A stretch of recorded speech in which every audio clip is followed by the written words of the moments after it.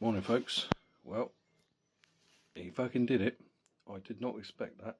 Oleksandr Usyk is now the undisputed heavyweight champion, the first one since Lennox Lewis in 1999, and the first one to hold all 4 world heavyweight titles simultaneously. That was a fantastic fight last night. Absolutely fantastic. I enjoyed it from start to finish. Usyk took a split decision. I'll talk about how he got there in a minute. Now, at the beginning of the fight, Usyk, I felt, took control. He was working Fury's body quite nicely. Worked throwing that left hand into the body and the chest. Fury was too busy clowning around, putting stupid faces and waving his arms around like he does. That's what Fury does, you know. I felt in the third, Fury started to come into it then. He started working counter punches quite nicely. He was catching Usyk on the way in. Excuse me. He was working the body, which was a tactic that a lot of people thought he would do, because obviously the perception is that Usyk is weak to the body, doesn't like it, and it was being very effective. I gave Fury rounds 3 to 6 straight, just working those body punches. You can see they were having an effect. Usyk was complaining a lot, which is never a good look. That tells not only us watching at home or in the arenas, but obviously the judges that you're uncomfortable and you don't like what's going on. Fury was landing lovely uppercuts on the inside, and he was really enjoying himself in there. He was putting his hands behind his back, and you know, he was really he was doing his thing, and you know, he was starting to take over. And fair play to Fury. I didn't think, he made it look quite easy at times with Usyk, and Usyk, the master tactician, seemed to be running out of ideas. I turned to my missus, who was watching it with me, and I said, Usyk has never been in this position before, because although he might take a bit of stick in a fight, he's always got a backup plan in his brain, and he just seemed to run out of ideas, and Fury was taking control. And then I saw Usyk sort of coming back a bit. He was catching Fury with the left hand from time to time. I believe it was in the 8th. He landed a massive left hand, and it kind of smashed Fury's nose. And as soon as Fury pulled away, he was touching at his nose like that with his glove, and blood started to pour out of it. And I thought, oh, that's registered. You can see all of a sudden Fury's eyes sort of widened a little bit like that, and it was almost like he wasn't comfortable anymore. You could see he wasn't happy. And then, of course, in the 9th round, we all saw what happened. Usyk caught him with a 1-2, which smashed Fury's head back. Fury's eyes rolled into orbit. He bounced back against the rope. If those ropes weren't there, he would have gone straight over. And then Usyk proceeded to smash him from pillar to post, landing everything but the kitchen sink on him. Literally from pillar to post. Fury was bouncing around that ring. He bounced off every rope in that ring, every corner in that ring, and he wouldn't go down. And eventually the referee jumped in and did administer a count, because obviously he deemed that if the ropes weren't there when he was trapped in the corner, he would have gone down. A lot of people made quite a bit of this since that that referee robbed Usyk of a TKO victory. Look, whatever. Time passed. Fury looked fucked at the end. As soon as the bell went to end the round, he looked awful. His eyes were all over the place. He was very heavy-legged. He was very wobbly. When he was walking back to his corner, I thought, oh, this is getting fucking interesting. And I personally gave the remaining rounds to Usyk. Usyk, he didn't jump on Fury in the 10th, because he's not stupid. He knows that Fury it's quite dangerous when he's hurt, and Usyk just went to work. He was just sticking that jab, whipping that left hand over, working the body, mixing it up body to head. And in the 12th, although I gave it to Usyk, I can kind of see where some people would give that one to Fury, because Usyk started the 12th round quite well, and then Fury did land a big right hand at one point that it registered, and it kind of stunned Fury. Sorry, I'm getting the name mixed up. I do apologise. Stunned Usyk, and I thought, oh, that's quite interesting. Now, I was shocked. I thought coming into the 12th that Fury would go all guns blazing and try and get him out of there. But obviously, his corner were telling him, you're winning. And I thought that was a very dangerous thing because it was a close fight at times. And there were a couple of rounds that could have gone either way depending on what you liked. And I thought that was a very strange decision to tell him he was winning. Anyway, at the end of the fight, Fury kissed Usyk on top of the head, and I thought, oh, that's quite nice. Then the scorecards were read. Now, I had it 116-111 to Usyk, but there were a couple of rounds that could have gone either way, so that wasn't so bad. Yeah, that was fine. The first judge had it 115-112 to Usyk, so similar to mine. I thought, oh, good, right, we're heading the right way. And as soon as the second judge's scorecard was read out, 114-113 Fury, I thought, uh-oh, we're going to fuck. Usyk's getting fucked. There is no way Usyk's walking away with the title. I really thought he was going to get fucked over. And when they read out 114-113 again, I thought, here we go. Usyk's getting fucking done over here. But to Usyk's now the champion, the undisputed champion. I was chuffed to bits. Not because, I know people are going, oh, because you hate Fury. I don't like Fury as a person. I think he's a dickhead. I've made that very, very clear on, if you've watched any of my older videos. I don't like Tyson Fury. I think he's a fucking idiot. I think he's a liar. I think he's a scumbag. But as a fighter, when he's switched on and he's in the right headspace, yeah, you can't take anything away from him. He's a phenomenal man in the ring. I just don't like him as a person.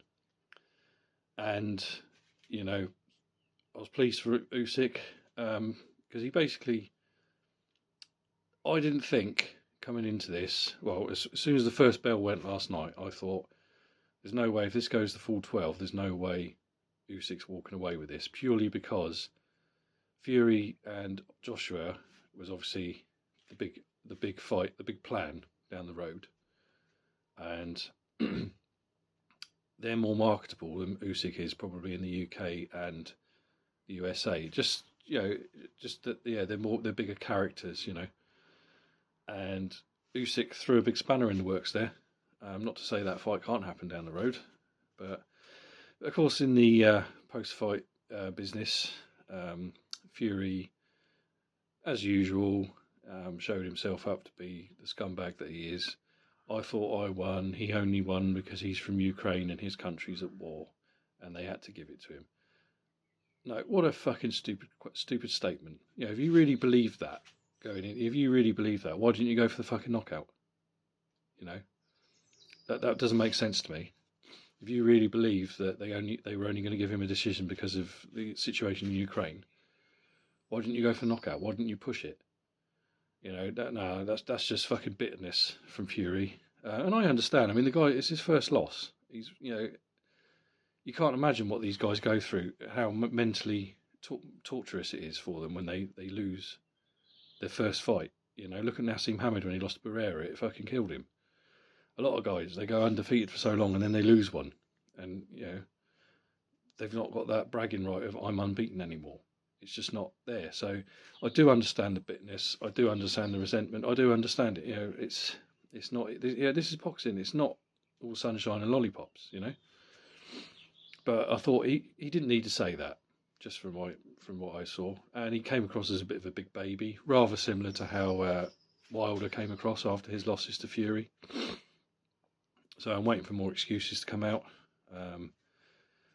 You know, yeah, it is what it is. But there you go. Oleksandr Usyk is the undisputed champion. Well deserved, in my opinion. I'll say I had it 116-111. A couple of rounds could have gone either way. So 115, 112, 114, 113. Yeah, ain't got a problem with that. I struggle to see how anybody could give it to Fury, because even if it was even on rounds, so a draw, you've still got the 10-8 that goes in there, which would give it to Usyk anyway. So no, I didn't really understand that, but there you go. Fantastic fight. One of the best heavyweight. You know, it lived up to the hype. I thought it might end up turning into a bit of a hug fest, as some Fury's fights can, and you get that in heavyweights anyway. So I was a bit concerned about that, but from the opening bell to the end, you know, they fought like warriors. It lived up to the hype.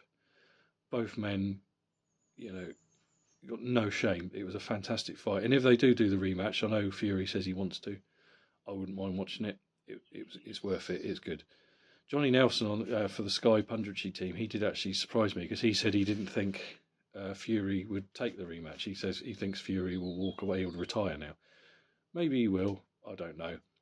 We'll see. Fury likes his money, and this will be more money for him if they do it again in October. So we'll have to see. But no, great fight. Really, really pleased with it. And the undercard was fantastic as well. Obviously, before the main event, you had Jai Opetaia regained his IBF Cruiserweight title, which was vacated because he was stripped of it ridiculously last year. He beat Briedis Prescott. Briedis Prescott, good lord, that's a name from the past. You can tell I haven't slept, folks. Sorry, Mairis Briedis. Mairis Briedis, the Latvian, who he beat 2 years ago for the title. And this fight was basically a carbon copy of their first fight. You know, Opetaia dominated it all the way up until the 10th for me, and then Briedis came back in the the last 2 rounds. He was hurting Opetaia with some uppercuts and right hands and things. But no, Opetaia took the victory. That was absolutely fantastic. Elsewhere in the heavyweight division, Agit Kabayel, he stopped Frank Sanchez in the 7th round with body punches. This fight was a bit of a letdown for me. I thought it would be a bit more of a cagey fight. I was a bit let down by Frank Sanchez, but Kabayel, he fought perfectly. He just kept backing Sanchez up into the ropes, winging away with lefts and rights, working the head and body, and then stopped him with body punches. So I was a bit disappointed with Frank Sanchez's performance, but take nothing away from Agit Kabayel. Absolutely fantastic performance. And Joe Cordina, the Welshman, lost his IBF Super-Featherweight title to Anthony Cacace from Northern Ireland. Great fight. This was a great fight from start to finish. I thoroughly enjoyed it. Real shootout. Wouldn't mind seeing this one again. You know, Cacace, with those big long arms, he was thundering away from the start of the fight, head and body. Cordina was fighting back as well, head and body. They're fucking brilliant. In the third, this caused a little bit of controversy that Cacace landed a couple of punches after the referee had said break. And a lot of people are saying, well, you know, this is what affected Cordina. Because Cordina was dropped not long afterwards, and dropped quite heavily. He took a bit of a beating in there. But he came back in the in the 4th round after that. You know, so I wasn't, you know, I don't see how that affected the outcome really. But Cacace wouldn't give in, and he just kept trapping Cordina on the ropes, whipping him to the head and body, uppercuts, left hooks, everything to the head and body. And in the end, you know, he was stopped in the 8th, which I thought was the right decision because he was taking a hell of a beating in there. Fucking brilliant fight. People sort of saying, oh, you know, Cacace was dirty in there. Look, they were both dirty in there. Okay, maybe he did hit him a couple of times on the break that time. Maybe there were a couple of low blows going in. They were borderline, some of them, but some of Cordina's were quite low as well. And Cordina kept sticking his head down and up into Cacace's face, and the referee didn't say anything. So, you know, it swings around. I mean, it's boxing. It's the fight game. It isn't always clean, you know. It's just the way it is. And there was quite a sad thing on there earlier on in the card. Sergey Kovalev, he lost a decision to Robin Safar, and I think Kovalev personally should retire now. I think he did well in there. Don't get me wrong. He landed some good punches in there. He was working the jab nicely early on, but his punches weren't really having that much of an effect. And Safar, you know, just kept plugging away. Yeah, everything he landed was registering, whereas everything Kovalev was landing wasn't. It was just kind of bouncing off him. And it was quite sad in the closing seconds of the final round. Safar dropped him with a left followed by a right hand. And I didn't think Kovalev would make it up, but he did. He survived the end of the round. I'd like to see him walk away now, because he's not what he once was. I mean, he's the same age as me. He's 41. He's not what he once was. So, we'll see. I'd like to see him walk away before he gets horribly hurt. Right, that's enough out of me, folks. I'm going to go and watch the Navarrete-Baranchek fight, and I'll do a video about that. Speak to you soon. Hope you enjoyed the fight. Take care, folks.